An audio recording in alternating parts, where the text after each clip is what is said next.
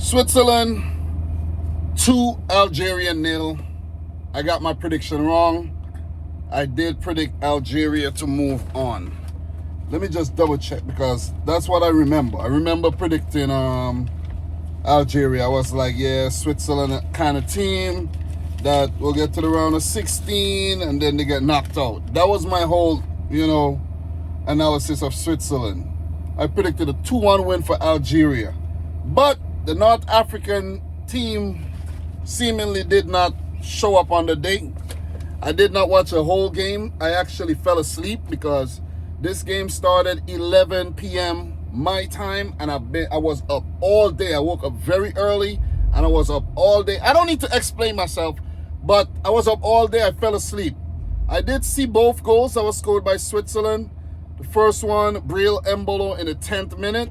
Really good ball played through to Manzambi, ran at the Algerian defense, and cut it back. Brilliant cutback, and Embolo with the tap-in basically, but he had to scrap. And Switzerland, really good start. Algeria started the game very well. They were actually on the front foot. And that breakaway by Switzerland seemingly came against the run of play. You got to take your chances when they're there. And Algeria, they had a lot of the ball. They did not take their chances. They weren't that creative. Or whatever they brought to Switzerland, Switzerland repelled it. And that's me talking from what I saw in the first half. So just before, just after the first half, like first minute of the second half, 46th minute, Dan Ndoye scored what was a rebound from Algeria not clearing an attack well, and Dan Ndoye put into the far post to make it 2-0 to Switzerland. So Algeria, from watching the highlights, they didn't really threaten Kobel, the goalkeeper, too much. And 8 shots, 2 on target.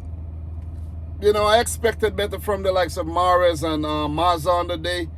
But whatever they brought to Switzerland, Elvedi, Akanji, Rodriguez, and then boys said, Zachariah, and then boys said, hell no, thou shalt not pass.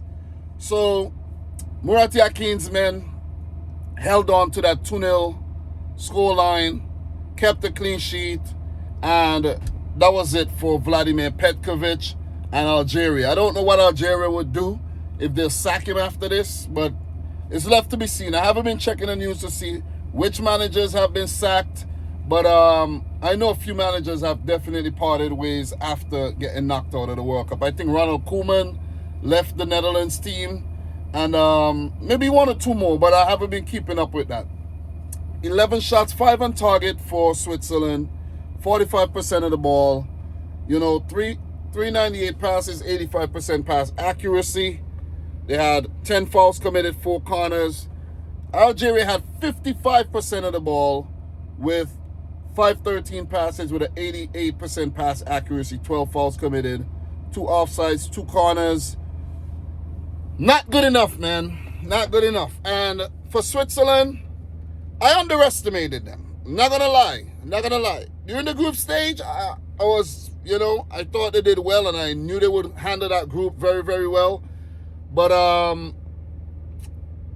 in the knockouts, I'm like, yeah, they never really show up in the knockouts. But the crazy thing is, on their side of the bracket, Switzerland will play one of Colombia or Ghana.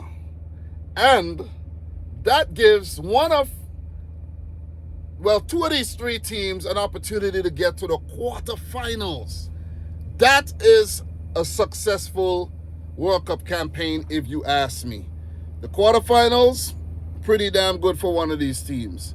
And if you check the bracket, they will play, they're on the Argentina side of the bracket. So more than likely, they will meet Argentina if they don't get tripped up along the way.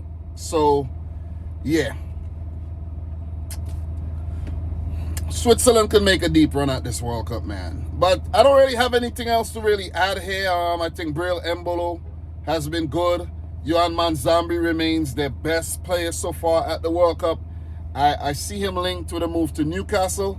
That might just materialize because Newcastle have been selling off their players. He might be a replacement for the outgoing Anthony Gordon. But Manzambi is pretty damn good, man. He's not decent. He is good. So, Algeria got to go back to the drawing board and try to qualify for the 2030 World Cup, which will be hosted by Morocco, Spain, Portugal, and of course, the 100-year celebration hosts in Uruguay, Paraguay, and Argentina. So, as for Switzerland, they got a lot of young players coming through.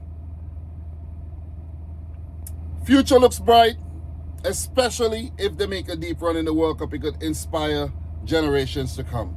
Guys, I'm your boy Dam. I'm out working, but I figured I have to give my thoughts on this match, of course, like I have been doing on every other game. But thanks a lot for watching. Subscribe if you're new, like the video if you haven't yet done so. And until my next one, peace out. Alright? Squad. Guys, see you in the next video.